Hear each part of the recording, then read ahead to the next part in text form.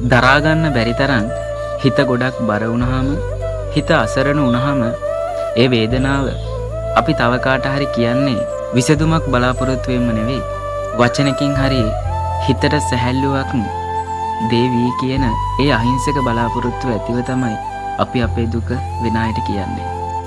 ඒත් පුංචිම පුංචි අවධානයක්වත් නැති තැන, අපිව ගණන් ගන්නවත් නැති තැන තිබුණටත් වඩා අපි ඒ තැන්වලදී හිත රිද්දව ගන්නවා.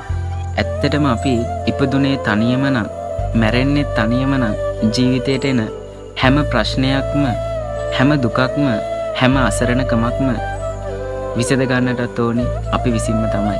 ඒ දුක නැති කරන්නත් ඕනි අපි විසින්ම තමයි.